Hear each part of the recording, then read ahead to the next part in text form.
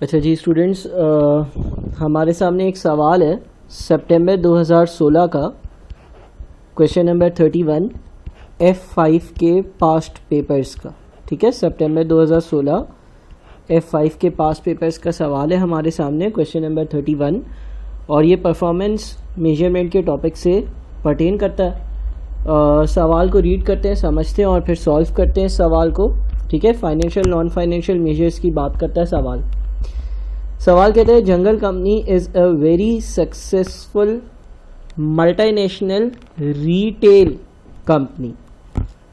अब जब उसने रिटेल बोल दिया तो आपको ये चीज़ समझ आनी चाहिए कि जो कंपनी होगी, अगर हम होलसेल और रिटेल बिजनेस, दो बिजनेसेस को कंपेयर करें, तो जो रिटेल बिजनेस होता है उसमें सेल्स का वॉल्यूम, जो सेल्स के आप कह लो कि यूनिट्स बिकते हैं, वो कंपैरेटिवली कम होते हैं होलसेल से, लेकिन हर यूनिट पर जो नफ़ा या प्रॉफिट अर्न करती है कंपनी वो ज़्यादा होता है। ठीक है, तो ये कंपनी है और उसके कुछ और कैरेक्टरिस्टिक्स भी बताएं। वेरी सक्सेसफुल यानी कि नई कंपनी नहीं है, पुरानी है। मल्टीनेशनल यानी कि एक से ज़्यादा मुल्कों में। तो इस तरह से आपने सवाल में कैरेक्टरिस्टिक्स देखने हैं।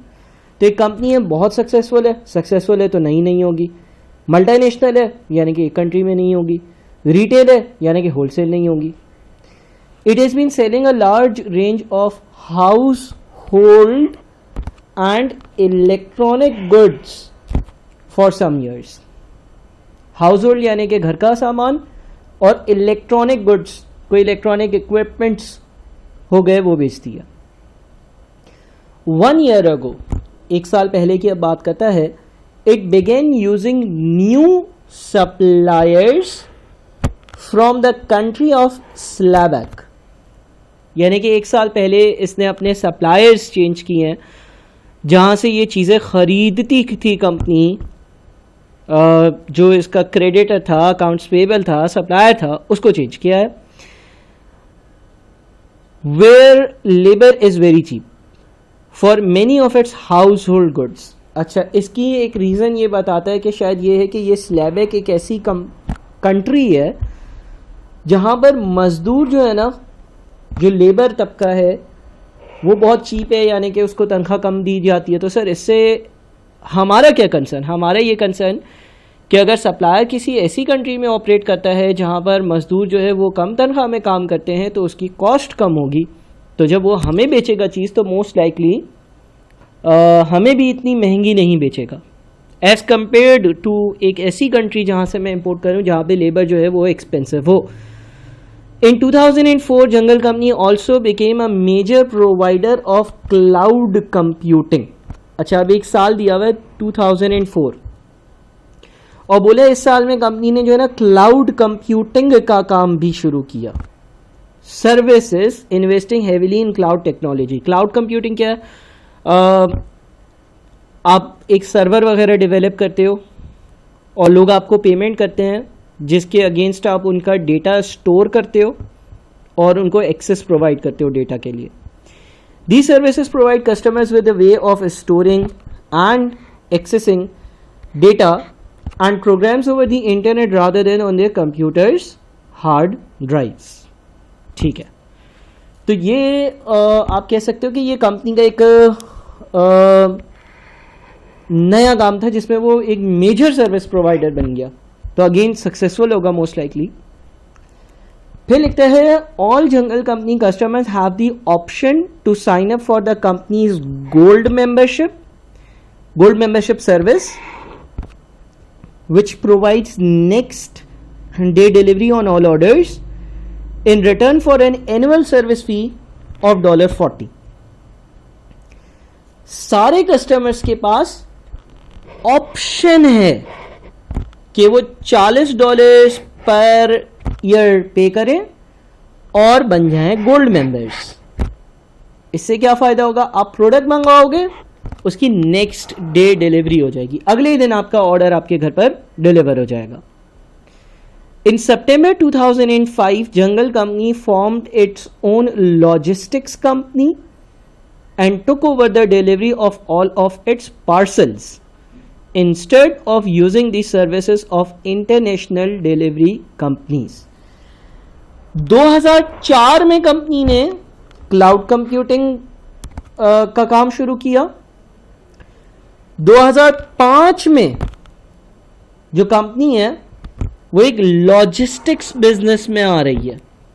लॉजिस्टिक्स बिजनेस क्या है भाई? एक तो तरीका ये है ना कि मैं अगर कोई इलेक्ट्रॉनिक गुड्स की दुकान है या बिजनेस है और हाउस होल्ड गुड्स का बिजनेस है, तो मैं किसी और कंपनी के थ्रू अपने गुड्स जो हैं वो कस्टमर को डिलीवर करवाऊं. ठीक है ना, यानी कि बीच में एक डिलीवरी की कंपनी जो है उसको इन्वॉल्व करूं. दूसरा तरीका ये कि मैं अपना डिलीवरी का सिस्टम जो है वो स्टार्ट कर दूं. तो इसने 2005 में डिलीवरी का सिस्टम भी अपना ही स्टार्ट कर लिया. खुद ही अपने राइडर्स या अपनी जो है वो वैन्स या अपने ही ट्रांसपोर्टेशन कंपनीज को जो है ना वो इन्वॉल्व कर लिया.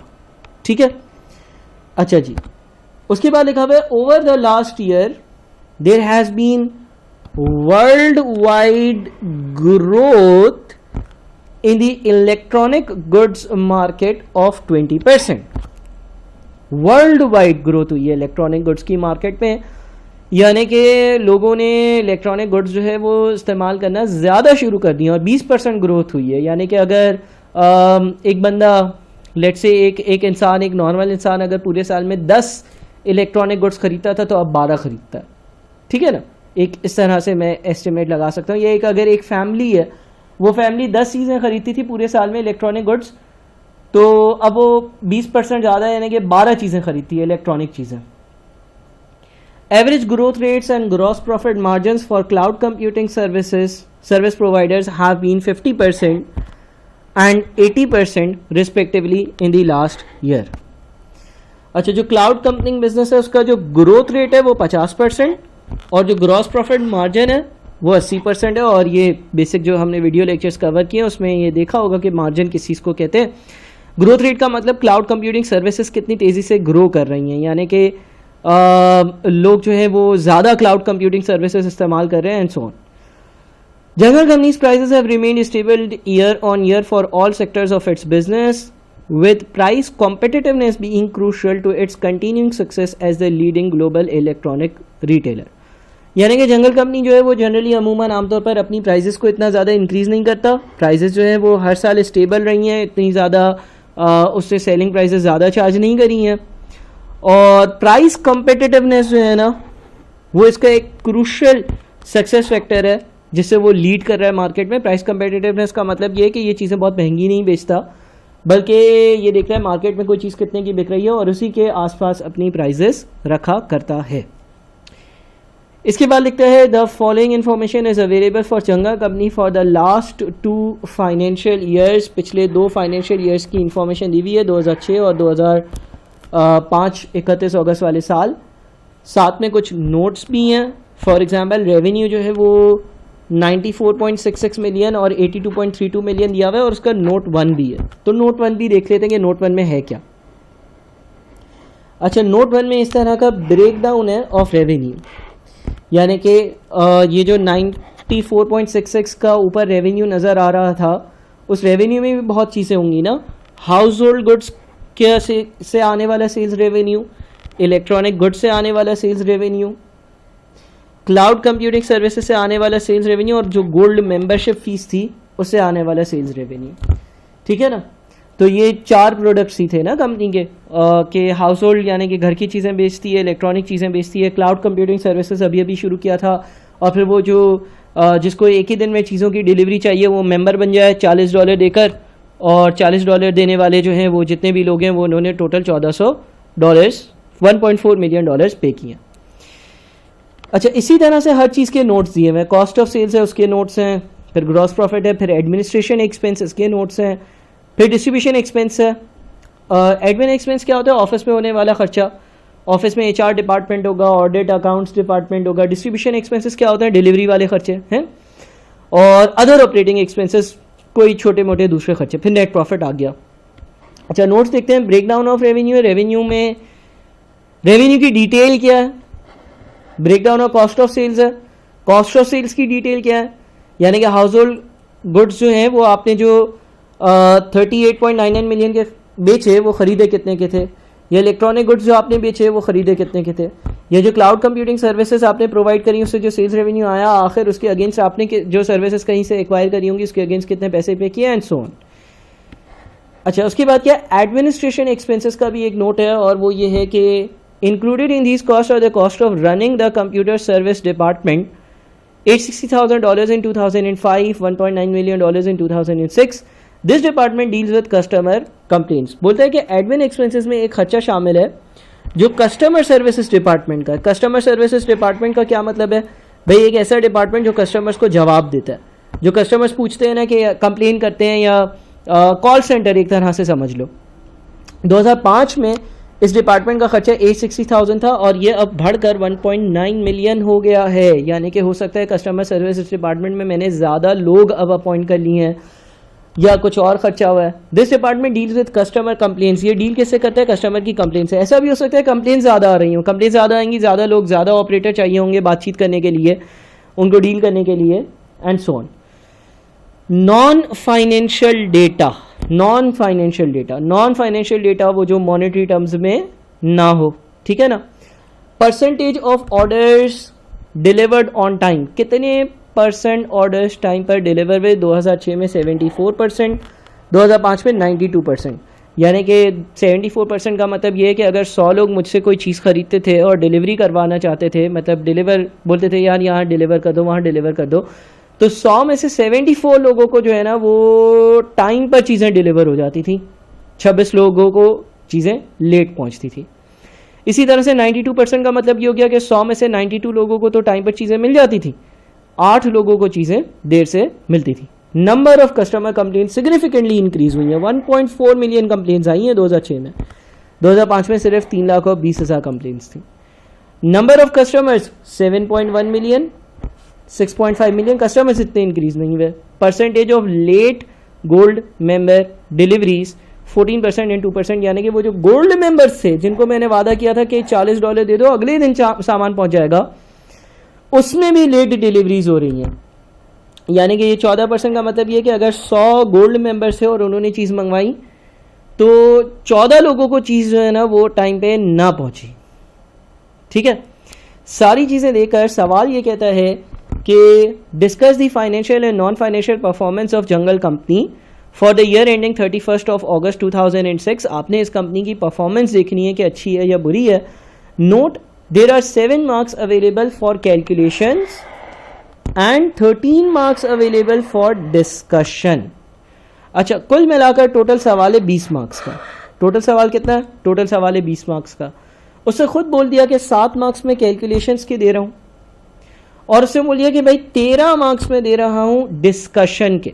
अब अगर वो 13 मार्क्स डिस्कशन के दे रहा है तो आपने 13 वैलिड पॉइंट्स लिखने, 13 वैलिड पॉइंट्स लिखने हैं, 13 सही पॉइंट्स लिखने हैं और कोशिश करनी है कि एग्जाम में आप परफेक्ट तो होगे नहीं, तो आप कोशिश कर लो कि चलो 2 और पॉइंट्स अच्छे लिख लो। 7 मार्क्स कैलकुलेशन किए तो आपने 7 रेशियोज तो कैलकुलेट करने ही करने हैं, 7 रेशियोज तो आपने कैलकुलेट करने ही करने हैं, ठीक है ना। उससे ज़्यादा हो जाए तो अच्छी बात है, लेकिन दोनों चीज़ों के मार्क्स हैं। तो याद रहे कि आपने पूरा सवाल अगर अटेम्प्ट करना है तो आपने दोनों चीज़ों को बैलेंस लेकर चलना है। एक तरफ नहीं टिल्ट हो जाना है कि मैं कैलकुलेशन ही करता रहूँ, या एक तरफ नहीं टिल्ट हो जाना मैं कैलकुलेशन करूँ ही ना। आपने दोनों को टच करना है, आपने दोनों चीज़ें कैलकुलेट करनी है। और फिर एक और बात का ख्याल भी रखना है, वो ये है कि सवाल खुद बोलता है discuss the financial and non financial performance of jungle company. जब उसने ऐसा बोल दिया कि आप डिस्कस करो, आप डिस्कस क्या करो, फाइनेंशियल एंड नॉन फाइनेंशियल, आप दोनों डिस्कस करो, तो आपने इससे भी ये अंदाज़ा लगाना है कि यार मैं मार्क्स जो गेन करूँगा ना वो उसमें ये भी ख्याल रखना है कि सारी चीज़ें फाइनेंशियल नहीं हो या सारी चीज़ें नॉन फाइनेंशियल नहीं हो। फॉर एग्जांपल अगर कंप्यूटेशन के 7 मार्क्स दिए हुए हैं तो मुझे कोशिश करनी है कि यहाँ पर तो ऑल्दो नॉन फाइनेंशियल डेटा हमें दिया हुआ है, लेकिन कोशिश करनी है कि यार कोशिश कर लूँ मैं कि एक कोई सॉरी फाइनेंशियल नहीं, फाइनेंशियल तो एटलीस्ट हमें मेरे ख्याल में 6 फाइनेंशियल रेशियोज कैलकुलेट करने पड़ेंगे, एक आधा नॉन फाइनेंशियल अगर कैलकुलेट हो सके तो अच्छी बात है, बिकॉज नॉन फाइनेंशियल कैलकुलेट करना बड़ा मुश्किल है इस सवाल के लिहाज से। लेकिन अगर कैलकुलेट कर सको तो 1 से 2 मुझे नॉन फाइनेंशियल रेशियोज भी कैलकुलेट करने चाहिए। और जब मैं परफॉर्मेंस को डिस्कस करूं, ये जो 13 मार्क्स वाली बात आ रही है, तो भी मैं इस बात की कोशिश करूं कि मैं दोनों एंगल्स को, नॉन फाइनेंशियल को और फाइनेंशियल को, दोनों को हिट ज़रूर करूं। ठीक है, अब हम क्या क्या रेशियोज कैलकुलेट कर सकते हैं। एक रेशियो हमने पढ़ा हुआ है जिसको हम कहते हैं ग्रॉस प्रॉफिट मार्जिन। एक रेशियो हमने पढ़ा हुआ है जिसको हम कहते हैं ग्रॉस प्रॉफिट मार्जिन। तो ग्रॉस प्रॉफिट परसेंटेज या ग्रॉस प्रॉफिट मार्जिन हम कैलकुलेट कर सकते हैं और हर चीज़ का कर सकते हैं। हमारे पास ब्रेक डाउन दिया हुआ है रेवेन्यू का, कॉस्ट ऑफ सेल्स का, तो हम एक लिस्ट बना सकते हैं ऑफ ग्रॉस प्रॉफिट मार्जिन्स। ठीक है ना, मैंने अपने सवाल का आंसर शुरू कर दिया। ग्रॉस प्रॉफिट मार्जिन्स की मैं एक लिस्ट बना सकता हूँ और मैं 2006 के और 2005 के दोनों के ग्रॉस प्रॉफिट मार्जिन्स जो है ना वो कैलकुलेट कर सकता हूँ और हर प्रोडक्ट के कर सकता हूँ। कैसे करूँगा? ग्रॉस प्रॉफिट मार्जिन का फॉर्मूला होता है gross profit divided by sales. तो for example household goods की अगर बात करें तो 38990 माइनस 23394, यानी कि ग्रॉस प्रॉफिट है 15596 divided by 38990 multiplied by 100 which is 40%। ठीक है ना, तो हाउस होल्ड गुड्स का जो ग्रॉस प्रॉफिट मार्जिन आ रहा है वो 40% आ रहा है 2006 का। इसी तरह से 2005 की अगर बात करें तो 41160 माइनस 28812, ग्रॉस प्रॉफिट आया 12348 डिवाइडेड बाय 41160 और इसको 100 से मल्टीप्लाई किया तो आ रहा है 30% 2005 का। हाउस होल्ड गुड्स के बाद इलेक्ट्रॉनिक गुड्स की बात करते हैं। इलेक्ट्रॉनिक गुड्स का ग्रॉस प्रॉफिट मार्जिन देखते हैं 41870 माइनस 26797 जो आंसर आया divided by 41870 into 100 which is 35.99 यानी कि 36%। 2005 की बात करते हैं 32640 माइनस 21216, तो 11424 का ग्रॉस प्रॉफिट आया divided by 32640 multiplied by 100 which is 35%। इसके बाद क्लाउड कंप्यूटिंग सर्विसेज की बात करते हैं। क्लाउड कंप्यूटिंग सर्विसेज में 12.4 मिलियन माइनस 4240 8160 आया divided by 12400 multiplied by 100 which is 65.81%। 65.81%। और 2005 के लिए क्या करेंगे? 6520 minus 1580 divided by 6520 into 100 which is 75.77%। 75.7%। इसी तरह से गोल्ड मेंबरशिप फीस की बात करें अगर तो 1400 minus 100 divided by 1400 into 100 which is 92.86%। और 2000 माइनस 100 डिवाइडेड बाई 2000 इंटू 100 यानी कि ये आता है 95%। अच्छा, ओवरऑल भी अगर हम कैलकुलेट कर लें, ओवरऑल यानी कि 94660 minus 54531 divided by 94660 into 100 which is 42.39%। और 82320 minus 51708 divided by 82320 into 100 which is 37.19%। ठीक है, नेट प्रॉफिट मार्जिन भी कैलकुलेट कर सकते हैं। नेट प्रॉफिट मार्जिन या नेट प्रॉफिट परसेंटेज, उसको कैसे कैलकुलेट करेंगे? नेट प्रॉफिट मार्जिन या नेट प्रॉफिट परसेंटेज कैलकुलेट करने के लिए 23809 divided by 94660 into 100 which is 25.15%। 25.15% और 15602 divided by 82320 multiplied by 100 which is 18.95%। ठीक है ना, नेट प्रॉफिट मार्जिन कर दिया हमने calculate, gross profit margin calculate कर लिया, हर प्रोडक्ट का ग्रॉस प्रॉफिट मार्जिन कैलकुलेट कर लिया। इसके अलावा क्या कैलकुलेट कर सकते हैं भाई, अगर हम चाहें तो इंक्रीज या decrease in revenue in terms of percentage भी कैलकुलेट कर सकते हैं। ठीक है, वो कैसे कैलकुलेट करेंगे भाई, देखो फॉर एग्जांपल अगर आप हाउस होल्ड गुड्स के सेल्स रेवेन्यू की बात करते हो तो वो 2005 में 4160 था और 2006 में 38990। इंक्रीज है या डिक्रीज है, डिक्रीज है। अच्छा परसेंटेज में कैसे लिखते हैं, 41160 माइनस 38990, 2170 का डिक्रीज है डिवाइडेड बाई 41160 इंटू 100, यानी कि हम ये कहेंगे कि नेगेटिव 5.27%, 5.27% से कम हुआ। इसी तरह से 2005 और 2006 को कंपेयर करते हैं इलेक्ट्रॉनिक गुड्स के लिए, 41870 माइनस 32640, डिफरेंस है 9230 का, डिवाइडेड बाय 2005 वाली अमाउंट विच इज 32640, तो ये आता है आपका 28.28%, 28.28% का इंक्रीज।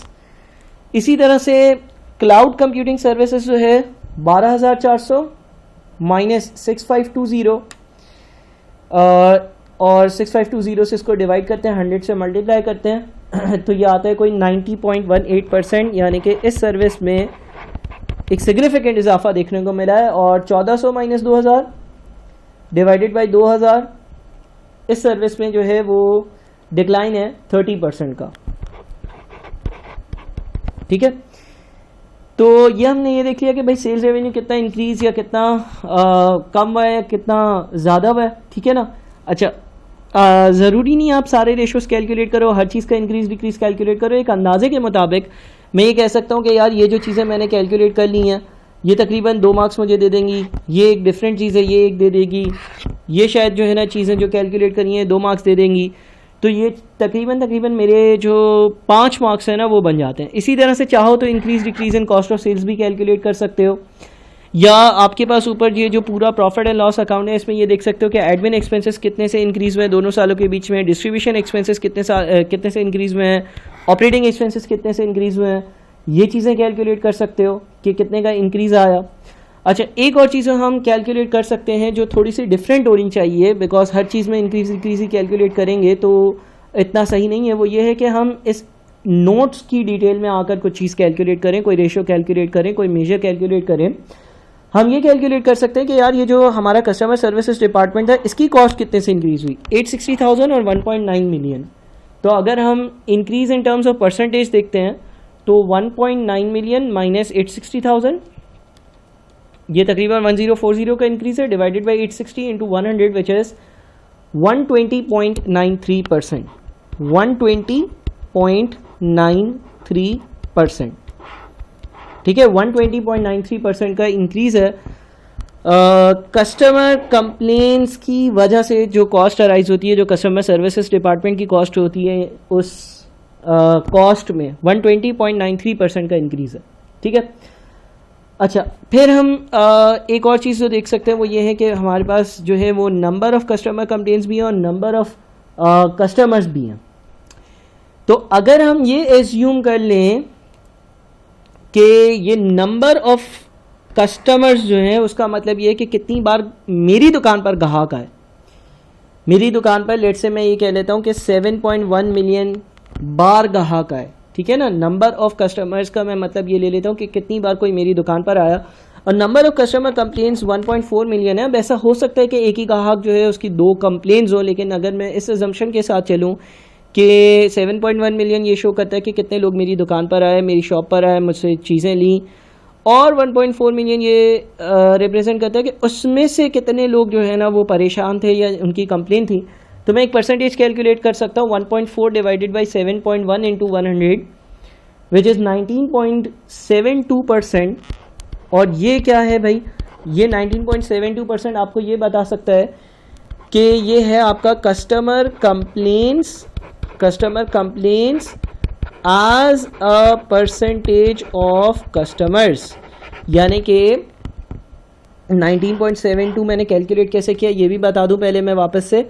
1.4 डिवाइडेड बाई 7.1, 19.72% ये बता रहा है कि 100 में से अगर आपकी दुकान पे 100 लोग आते हैं तो 19.72 कस्टमर्स की कंप्लेंट्स होती हैं। पिछले साल का ऐसा ही रेशियो अगर निकालें 320 डिवाइडेड बाई 6.5 मिलियन इंटू 100 तो ये बनता है तकरीबन 4.92%। 4.92% यानी कि अगर पिछले साल 100 लोग आते थे तो सिर्फ 4 से 5 लोगों को, तकरीबन 5 लोगों को कोई मसला पेश आता था। ठीक है, तो ये जो हमने मेजर्स कैलकुलेट किए ना ये मोर देन इनफ है। अब हमें करनी है डिस्कशन। ठीक है, अब हमें करनी है डिस्कशन, और डिस्कशन जो है वो उसकी कोई लिमिट नहीं होती है, कोई बाउंड्री नहीं होती है इस तरह के सवालों में। आप अपने हिसाब से कोई भी वैलिड पॉइंट्स लिख सकते हो। मैंने ये बताया कि 13 से 15 वैलिड पॉइंट्स आपने लिखने हैं, बिकॉज सवाल 20 मार्क्स का था।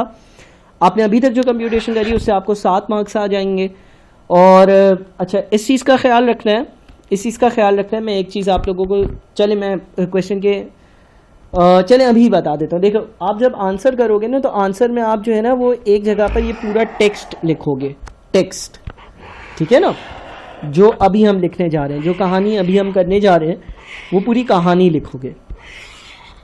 अच्छा, अगर कहानी के बीच में किसी रेशो की बात हो रही होगी, for example gross profit margin की बात हो रही है कि as gross profit margin has increase from 8% to 12%, ऐसी कोई कहानी आ रही है तो आप ब्रैकेट में लिख दोगे रेफर, रेफर, और रेफर कर आप लिख सकते हो एनेक्जर या रेफर नोट्स। ठीक है ना, तो आप या कोई नंबर डाल सकते हो, refer number, note number 1, note number 1, या इस तरह से कोई बात लिख सकते हो। और जो कैलकुलेशन होंगी ना सारी, वो इन सेंटेंसेस के बाद कहीं शो करिएगा सारी की सारी। ठीक है ना, मैंने जितनी भी कैलकुलेशंस करी मैंने ऑन स्क्रीन इसलिए कर दी आंसर के साथ साथ, ताकि जो नंबर्स हों वो आपके सामने हों जब मैं कोई चीज़ बोल रहा हूँ तो।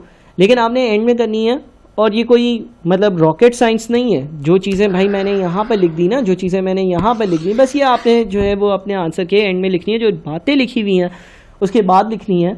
और इसका एक बार फॉर्मेट आप लोग चाहो तो आप लोग जो है वो सॉल्व आंसर्स तो मैंने प्रोवाइड किए हैं, उससे देख सकते हो। अब हम डिस्कस कर लेते हैं, कुछ डिस्कशन के पॉइंट्स लिख लेते हैं। देखिए, अगेन मैं बताऊंगा कि फॉर्मेट ये रहेगा आपका कि एक जगह पे टेक्स्ट होगा और दूसरी जगह पे न्यूमेरिकल चीज़ें होंगी। टेक्स्ट में अगर कोई न्यूमेरिकल चीज़ का रेफरेंस आएगा तो आप रेफर नोट नंबर या रेफर एनेक्जर कर दोगे, और यहाँ पर एनेक्जर की हेडिंग डली हुई होगी। ठीक है ना, और अगर ना भी डली हुई हो तो कोई इशू नहीं है। बहरहाल अब हम ये देखते हैं कि यार इस नोट्स में हम लिखेंगे क्या। ठीक है ना, क्योंकि बहुत सारे लोगों को लिखने में मसला होता है, तो फिक्र बिल्कुल नहीं करो। हम अपना पहला आंसर स्टार्ट करते हैं और लिखेंगे किस तरह से या लिखेंगे क्या बातें। हमें 13 से 15 वैलिड पॉइंट्स लिखने हैं, उनको हम लिखते हैं। ठीक है, अच्छा, अब अगर मैं रेवेन्यू की बात करूं तो 2005 में मेरा रेवेन्यू 82.3 मिलियन था और 2006 में मेरा रेवेन्यू 94.6 मिलियन हो गया। दूसरी बात यह कि इसने ये लिख दिया कि Jungle company's prices have remained stable year on year, यानी कि उसकी सेलिंग प्राइस जो है ना वो इतनी ज़्यादा इंक्रीज नहीं हुई। सेलिंग प्राइस के इंक्रीज ना होने का मतलब ये है कि अगर पिछले साल कोई चीज़ 10 की बिकती थी तो इस साल भी 10 की बिकती है, पिछले साल कोई 20 की बिकती थी तो इस साल भी तकरीबन 20 की ही बिकती है। तो फिर ये रेवेन्यू इंक्रीज क्यों हो रहा है? ये रेवेन्यू इसलिए इंक्रीज हो रहा होगा क्योंकि सेल्स का वॉल्यूम इंक्रीज हो रहा है। बात को समझ रहे हो? देखो, अगर पिछले साल 82.3 मिलियन था और इस बार 94.66 मिलियन है और selling price per unit increase नहीं हुई है, तो भाई चीज़ें ज़्यादा बेची होंगी, इसीलिए तो ये इंक्रीज हुआ होगा। तो हम एक बात या कुछ बातें जो लिख सकते हैं वो हम लिख सकते हैं सेल्स वॉल्यूम के बारे में। ठीक है, सेल्स वॉल्यूम के बारे में, यानी कि इस साल में भी यूनिट ज़्यादा बिके होंगे, इस तरह की कोई बात लिख सकते हैं। तो इसको लिखते हैं। अच्छा, ये जो इंक्रीज़ है ये कितना है? 94,660 माइनस 82320 डिवाइडेड बाई 82320, तकरीबन 15% है।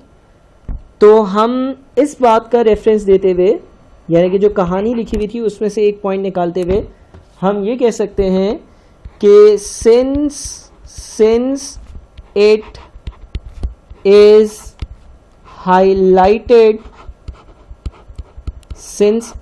highlighted in the scenario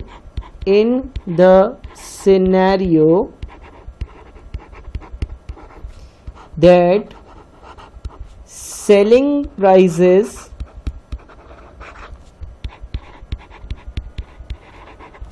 are nearly constant,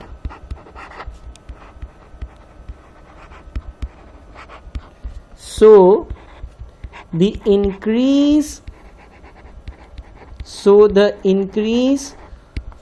in sales revenue is mainly due to increase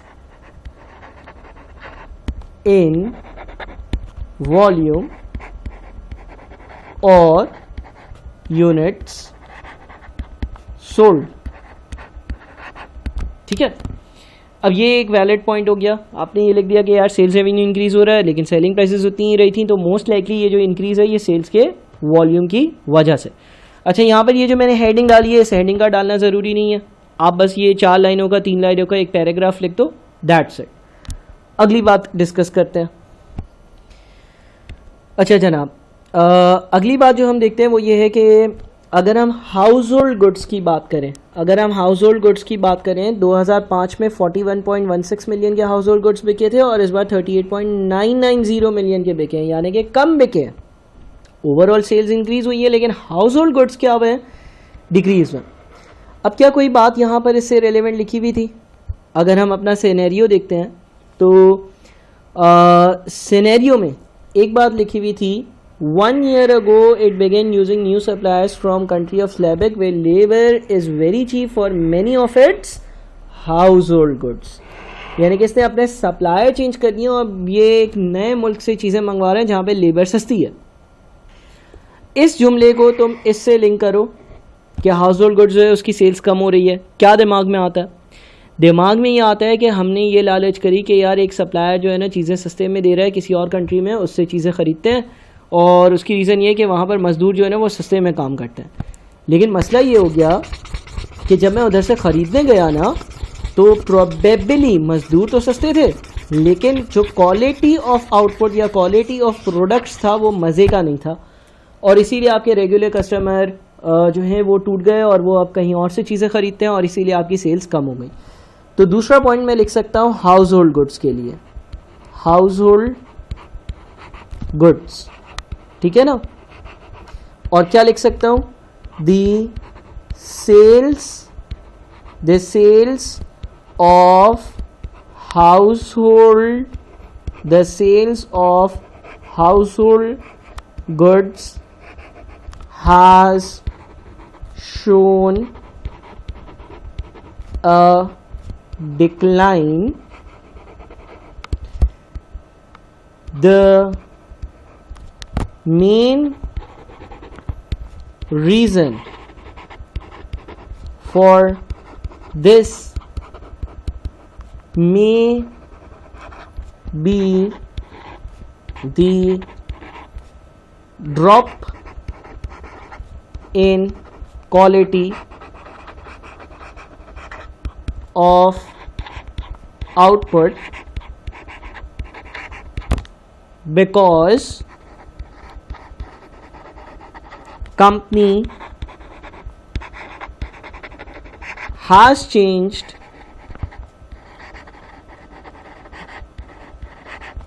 its supplier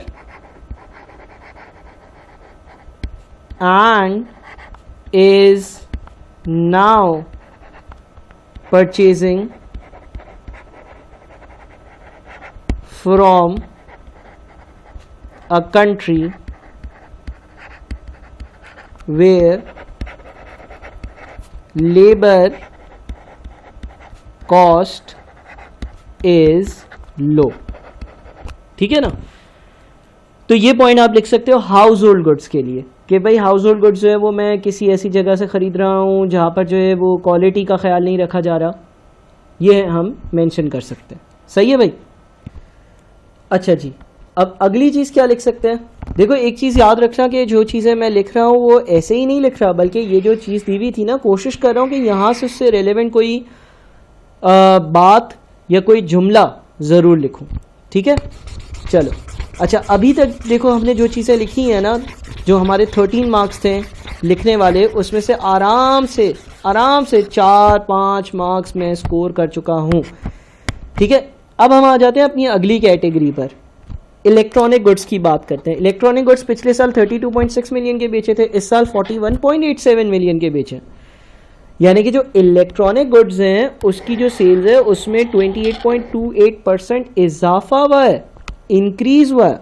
अब ये क्यों हो सकता है, इसको हम एक और सेंटेंस से लिंक कर सकते हैं। Over the last year there has been worldwide growth in the electronic goods market of 20%, यानी कि पूरी दुनिया में इलेक्ट्रॉनिक गुड्स की डिमांड बढ़ गई है, लेकिन पूरी दुनिया में 20% डिमांड बढ़ी है। मिसाल के तौर पर अगर कोई घर वाले जो है वो साल में 10 इलेक्ट्रॉनिक डिवाइसेस खरीदते थे तो अब वो 12 खरीद रहे हैं, लेकिन कंपनी ने तो इसको भी आउट परफॉर्म कर दिया। कंपनी की जो इलेक्ट्रॉनिक डिवाइसेस की या इलेक्ट्रॉनिक गुड्स की सेल्स है वो तो 28.28% ज़्यादा। तो हम इसके बारे में क्या बात लिख सकते हैं भाई, इसके बारे में यानी कि हम एक और बात लिखते हैं। अगला हमारा जो पॉइंट है वो इलेक्ट्रॉनिक गुड्स के बारे में, इलेक्ट्रॉनिक गुड्स के बारे में, ठीक है ना। अच्छा, इलेक्ट्रॉनिक गुड्स का अगर रेवेन्यू देखें ना तो वो सारे रेवेन्यू उसमें से सबसे ज़्यादा है। पिछले साल नहीं था, इस साल 41 मिलियन है, इससे ज़्यादा रेवेन्यू किसी का नहीं है। तो हम लिख सकते हैं कि this year electronic goods is the companies lead product line, यानी कि ये कंपनी की लीड प्रोडक्ट लाइन यानी कि बेहतरीन प्रोडक्ट लाइन है इस साल, ठीक है ना। One of the reasons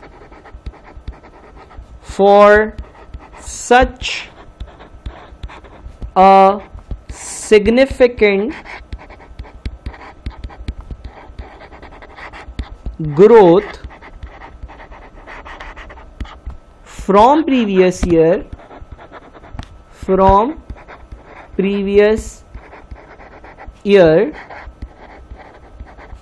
is the overall world wide growth of 20%। मैंने ये लिख दिया कि इलेक्ट्रॉनिक गुड्स है ना वो कंपनी का लीड प्रोडक्ट यानी कि मेन कोर प्रोडक्ट अब बन गया है, वो सबसे ज़्यादा सेल रेवेन्यू कमा कर देता है। और इसकी एक जो रीज़न है वो ये है कि ओवरऑल पूरी दुनिया में इलेक्ट्रॉनिक गुड्स जो है उसकी डिमांड 20% से इंक्रीज़ हुई है। हम आगे ये भी लिख सकते हैं कि इस कंपनी की स्पेसिफिकली डिमांड तो 20% से भी बहुत ज़्यादा इंक्रीज़ हुई है, लेकिन एटलीस्ट इतना लिख देना आपको 1 से 2 मार्क्स और दिला देगा आराम से, ठीक है भाई। चलें जी, मज़ीद चीज़ें लिखते हैं। देखो इसी तरह से आपकी प्रैक्टिस होगी, ठीक है ना। आपने बार बार एक ही सवाल बार बार अटेम्प्ट करना है। आपने ACCA का रिकमेंडेड आंसर पढ़ना है, मेरी वीडियो देखनी है, वापस से उसी को लिखना है और अपने स्किल्स को इम्प्रूव करना है। अच्छा, एक चीज़ हम डिस्कस करते हैं और अगर मैं एडमिन एक्सपेंसेस की बात करूं, पिछले साल 1.7 थे और इस साल 2760 है। कितने से इंक्रीज़ हुआ? 2760 माइनस 1720 डिवाइडेड बाई 1720 इंटू 100, यानी कि एडमिन एक्सपेंसेस जो है ना वो 60% से इंक्रीज़ हुए, ठीक है। अच्छा, ये जो एडमिन एक्सपेंसेस हैं ये 60% से तो इंक्रीज़ हुए, जो कि एक बहुत बड़ा इंक्रीज़ है। इसकी मेन रीज़न क्या है? देखो, इसने यहाँ पर नोट नंबर 3 में लिखा था कि एडमिन एक्सपेंसेस में जो है ना वो कस्टमर सर्विस डिपार्टमेंट के खर्चे भी शामिल हैं, जो पिछले साल 860,000 थे और इस साल 1.9 मिलियन हैं। तो 1.9 मिलियन और 860,000 का अगर मैं डिफरेंस लूँ ना तो ये 1040000 बनता।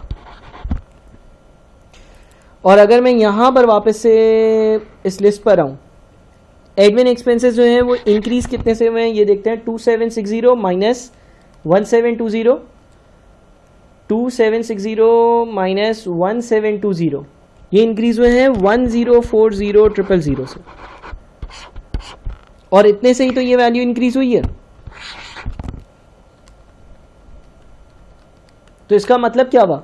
इसका मतलब ये हुआ कि ये जो एडमिन के खर्चे इंक्रीज हुए हैं ये सारे के सारे उस कस्टमर सर्विसेज डिपार्टमेंट की वजह से इंक्रीज हुए, और ये कस्टमर सर्विसेज डिपार्टमेंट की कॉस्ट क्यों इंक्रीज़ हुई है, क्यों इतने कस्टमर सर्विसेज डिपार्टमेंट चाहिए थे, मतलब कॉल सेंटर वाले लोग चाहिए थे, या कस्टमर को जो है ना वो जवाब देने वाले लोग चाहिए थे। उसकी रीज़न देखते हैं। उसकी रीज़न नॉन फाइनेंशियल फैक्टर्स में क्या रीज़न है सर? रीज़न ये है कि जो आपका नंबर ऑफ लेट डिलीवरीज है, नंबर ऑफ लेट डिलीवरीज हैं वो सिग्निफिकेंटली इंक्रीज हुई हैं। और वो कैसे पता चला हमें? भाई देखो पिछले साल जो है ना, जो गोल्ड मेंबर्स है जिनको मैं बोलता था कि यार आपको एक दिन बाद चीज़ें मिल जाएंगी, 2% लोग बस ऐसे होते थे जिनको एक दिन बाद चीज़ें नहीं मिलती थी, लेकिन अब 14% लोग हैं। उसके बाद कंप्लेंट्स की परसेंटेज या कंप्लेंट्स की तादाद भी सिग्निफिकेंटली इंक्रीज हुई है, तो उनको जवाब देने के लिए लोग चाहिए, ठीक है ना। तो ये सारी चीज़ें एक दूसरे से लिंक्ड हैं। अब इसके बारे में कुछ लंबी कहानी हम लिख सकते हैं। हम यहाँ पे लिखते हैं एडमिन एक्सपेंसेस की हेडिंग, एडमिन एक्सपेंसेस की, और इसमें हमें आराम से 3 मार्क्स मिल सकते हैं। हम इसमें काफ़ी बातें लिख सकते हैं, हम नॉन फाइनेंशियल बातें भी कुछ लिख सकते हैं। हम पहली चीज़ तो ये लिख सकते हैं कि दे यानी कि admin expenses have increased by 60% between the 2 years.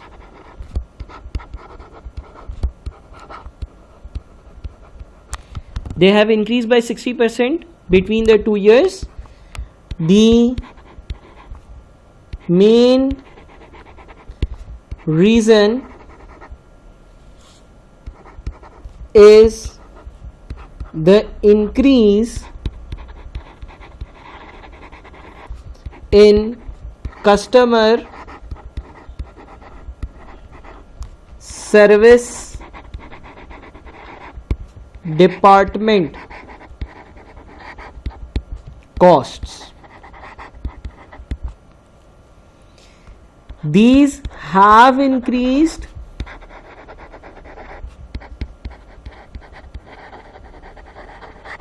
because of increase in customer complaints, increase in customer complaints,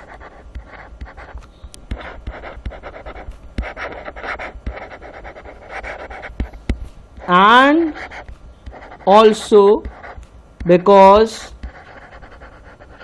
of late deliveries.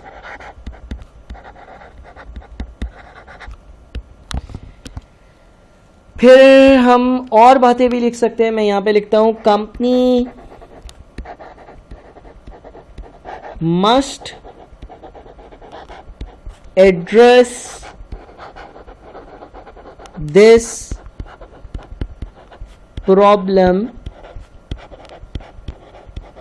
as soon as possible. Company must address this problem as soon as possible because it is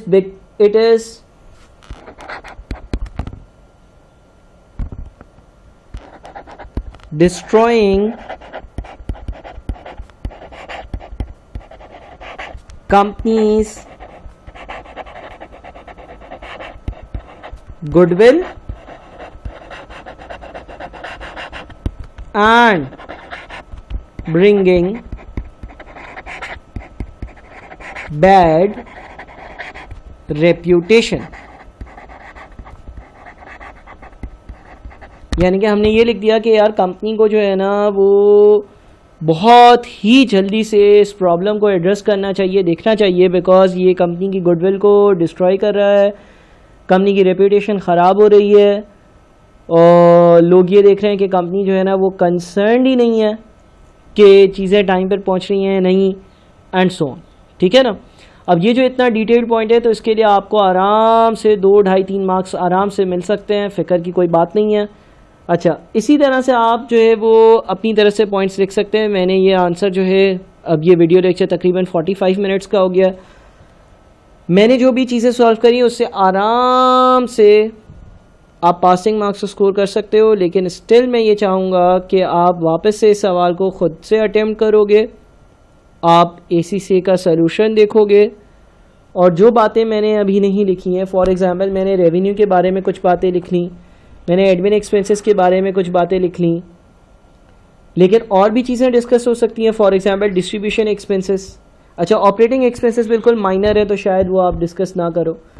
तो इसी तरह से आप 2 4 5 बातें और लिख लोगे, आपके आराम से जो है वो पासिंग मार्क्स से कहीं ज़्यादा मार्क्स आ सकते हैं। तो इस सवाल को काइंडली कंप्लीट कर लीजिएगा, ठीक है। बहुत शुक्रिया।